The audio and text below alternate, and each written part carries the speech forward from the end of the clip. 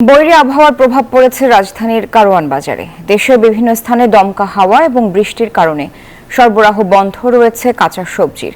তাই বাজারে পুরনো সবজি নিয়ে দোকান সাজালেও ক্রেতার সমাগম অনেকটাই কম। ফলে লোকসান নিয়েই কম দামে বিক্রি করছেন। সাপ্তাহিক ছুটির দিন, কিন্তু প্রায় ক্রেতা শূন্য কারওয়ান বাজার। 2 দিনের টানা বৃষ্টির ফলে ইতিমধ্যে পানিতে তলিয়েছে বাজারের একাংশ।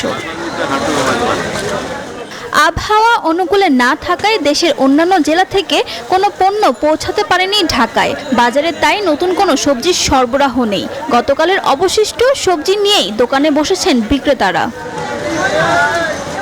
বৃষ্টিমুখর দিনে সবজির দাম তুলনামূলক কম। টমেটো, বেগুন, পটল, করলা, গাজর বিক্রি হচ্ছে 50 টাকা কেজিতে। এদিকে ঢেঁড়স, চিচিঙ্গা, পেঁপে, কচু বিক্রি হচ্ছে 40 টাকায়। 30 টাকায় বিক্রি হচ্ছে লাউ, কুমড়া। সবজির দাম কম থাকায় খুশি ক্রেতারা। গত সপ্তাহ থেকে এই সপ্তাহে বাজার দর তুলনামূলক কিছুটা কম। স্বাভাবিক সব সবজির দামই তুলনামূলক আজকে খুবই কম। জিনিসপত্র একটু কম দেখা যাচ্ছে, বাজারে উঠলেও একটু কম আছে, দাম কম আছে। সবজি তো মোটামুটি বেশি দিন থাকে না, তারপরে ওনারা বিক্রির উদ্দেশ্যে ওনারা কম দামের মধ্যে বিক্রি করে দিচ্ছে আর কি।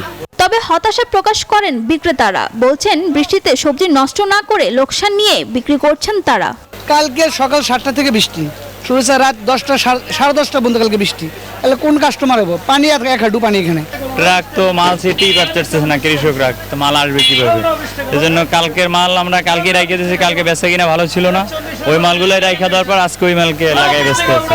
ঈদের তো আর এক সপ্তাহ বাকি আছে, কাস্টমার অনেক কম, আবার বৃষ্টির কারণে অনেক কাস্টমার আসতে পারতেছে না। বৈরী আবহাওয়ার প্রভাবে ছুটির দিনেও ক্রেতা সমাগম কম রাজধানীর কারওয়ান বাজারে। বিক্রেতারা বলছেন ঈদের আগ মুহূর্তে এমন পরিস্থিতিতে বেশ হতাশাগ্রস্ত তারা। ফারজানা রিয়া, নিউজ 24, ঢাকা।